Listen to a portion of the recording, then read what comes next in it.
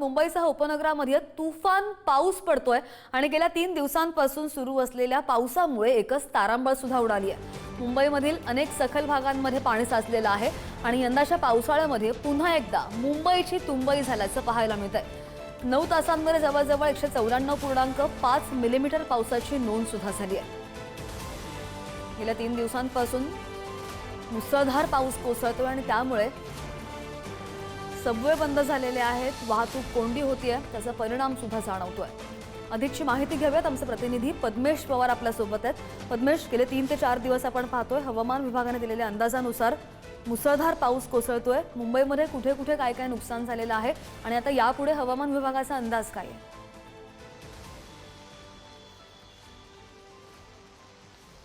श्रद्धा, आपण जर पाहिलं तर मुंबईत काल रात्रीपासून हा जोरदार पावसाची सुरुवात झाली। पावसाची बॅटिंग जवळपास जोरदार झालेली आहे। काल दिवसभर मुंबईत हा पाऊस जोरदार होता आणि आज देखील हा पाऊस जोरदार आहे।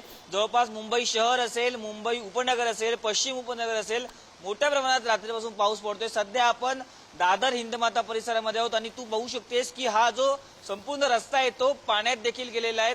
अनेक गाड्या, अनेक दुचाकी देखील पाण्यात गेल्याचं आपल्याला पाहायला मिळते। जवळपास मध्य रेल्वेची वाहतूक देखील 10 ते 15 मिनिटांनी उशिरा सुरू झालेली आहे आणि इकडे तू जर पाहिलं तर जे महापालिकेचे पंप आहेत ते देखील आता सुरू झालेले आहेत। त्यामुळे पाणी काढण्याचं काम पंपाकडून सुरू झालेलं आहे। गांधी मार्केट जर सायन्सचं बघितलं ते देखील पाण्यामध्ये असल्याचं पाहायला मिळतंय आणि अनेक ठिकाणी दादर असेल, माटुंगा असेल, त्याचबरोबर कुर्ला असेल, तिथे मोठ्या प्रमाणात पाणी साचल्याचं कळतंय। आणि याच बरोबर आपण जर पाहिलं तर हा जो हिंदमाताचा रस्ता आहे तिथे पोलिसांनी सकाळीच बॅरिकेड लावून हा रस्ता देखील बंद केल्याचं पाहायला मिळते। तरी देखील काही दुचाकी स्वार आपण जर पाहिलं तर या रस्त्यावरनं आपला जीव धोक्यात घालून प्रवास करताना आता पाहायला मिळत आहेत। आपण जर पाहिलं तर जवळपास ठाणे असेल, मुंबई असेल, पालघर असेल, सिंधुदुर्ग असेल, या जिल्ह्यांना अलर्ट देण्यात आलाय आणि इकडे जे शाळा आणि महाविद्यालय, त्या शाळा आणि महाविद्यालयांना सुट्टी देखील जाहीर करण्यात आली आहे।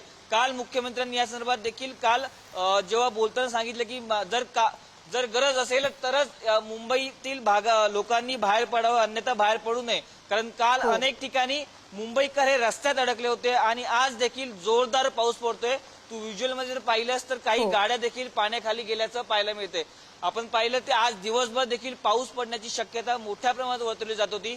ऑरेंज अलर्ट आणि रेड अलर्ट हा संपूर्ण जो किनारी पट्टा आहे त्याला देण्यात आलेला आहे। श्रद्धा, अगदी नाही, बरोबर आहे। आणि याच पावसामुळे नागरिकांचे सुद्धा बरेच आतोनात हाल होत आहेत। अपडेट घेत राहू पद्मेश, धन्यवाद दिलेल्या सगळ्या सविस्तर माहितीसाठी। आणि जो मुसळधार पाऊस पडतोय त्याच पार्श्वभूमीवर कुठे कुठे रेड अलर्ट जारी करण्यात आलेला आहे, आपण एक नजर टाकूयात ग्राफिक्सच्या माध्यमातून। मुंबई, मुंबई उपनगर, ठाणे, पालघर, सातारा, कोल्हापूर, पुणे, रत्नागिरी या जिल्ह्यांना रेड अलर्ट जारी करण्यात आलेला आहे। येलो अलर्ट कुठे कुठे आहे आपण पाहतोय। नाशिक, अहिल्यानगर, परभणी, नांदेड, यवतमाळ, वाशिम, अकोला, धुळे, हिंगोली, वर्धा, नागपूर, धाराशिव, बुलढाणा या सगळ्या जिल्ह्यांमध्ये येलो अलर्ट आहे। बऱ्याच शाळांना आज मुंबईमध्ये सुट्टी देण्यात आलेली आहे, त्यामध्ये प्रामुख्याने मुंबई, ठाण्यामधल्या शाळांचा समावेश आहे। नवी मुंबईच्या सुद्धा बऱ्याच शाळा आज बंद आहेत। कल्याण, डोंबिवलीच्या शाळा कॉलेजेसना सुट्टी आहे। भिवंडीमध्ये सुद्धा आज शाळांना सुट्टी देण्यात आलेली आहे। पालघर इथे सुद्धा सुट्टी आहे।